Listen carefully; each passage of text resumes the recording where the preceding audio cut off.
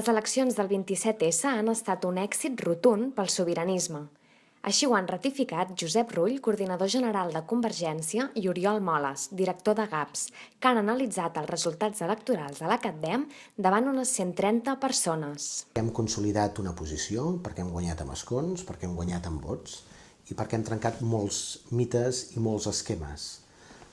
García Albiol deia que amb el 72% de participació el sobiranisme estava acabat. Hi ha hagut un 77% de participació i s'ha tret una majoria absoluta d'escons i s'ha tret un resultat molt superior a qualsevol altra votació que haguéssim plantejat. I per tant això demostra que és un moviment molt sòlid, molt estable, molt conscient i amb molta capacitat de transformar. Per tant, tenim el mandat democràtic, el dia 27 vam obtenir el mandat democràtic, ara fem-lo operatiu. Aquesta és la principal responsabilitat que tenim. En contrast amb el tractament de la informació per part dels mitjans de comunicació espanyols, Rull ha volgut posar en valor el paper desenvolupat pels mitjans estrangers. Els millors notaris de l'èxit del dia 27 de setembre són els mitjans de comunicació estrangers. La immensa majoria de capçaleres subratllaven la fita històrica que el sobiranisme, que l'aposta per la independència hagués guanyat democràticament en aquestes eleccions. I és que els mitjans estrangers han sabut llegir la victòria del sí de manera objectiva, passant per sobre, també, del sentiment dels propis independentistes.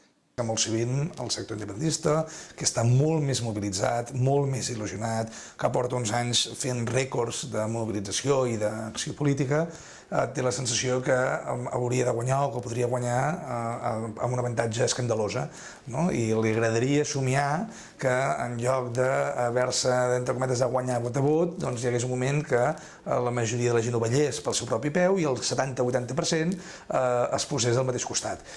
No és així, llavors resulta que guanyes molt clarament, tens molt bon resultat, però com tu haguessis aspirat o haguessis volgut, que fos definitiu, que haguessis trencat tots els murs i que per fi no haguéssim de suar tant i treballar tant, ens dona la sensació de, ostres, em queda encara un pas més, ens queda molta feina per fer, i a base aquesta sensació de no hem acabat és la que dona la sensació de no hem guanyat suficientment.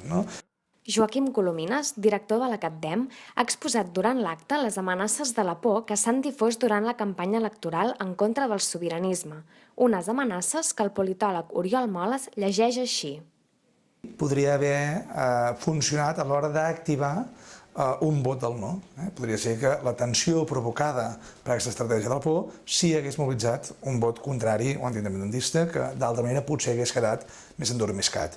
D'altra banda, Moles no creu que els sondejos afectin directament el vot dels electors, sinó més aviat a les estratègies dels partits i mitjans de comunicació.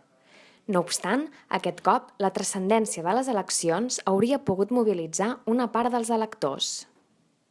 El que pot haver fet és activat un vot, com dèiem abans, un vot, en aquest cas, no independentista, perquè les enquestes venien a dir que guanyava el sí, però que podria ser o es podia frenar o podria inclús capgirar-se en algunes circumstàncies si tothom participava. Sigui com sigui, amb 18 mesos per endavant, encara queda molta feina per eixamplar la majoria independentista.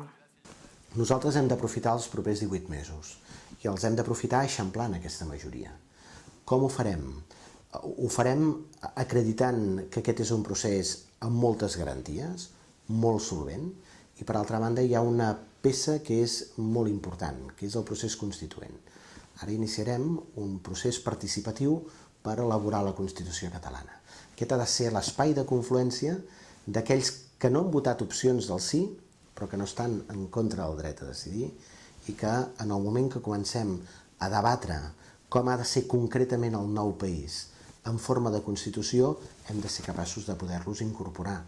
Perquè aquí ja no estarem parlant d'un desig genèric de millora del país, sinó d'elements concrets. I una Constitució et permet transformar l'ideal en allò concret, amb mandats específics i un concepte concret de país. I aquí sí que creiem que tenim molta capacitat d'eixamplar aquesta majoria.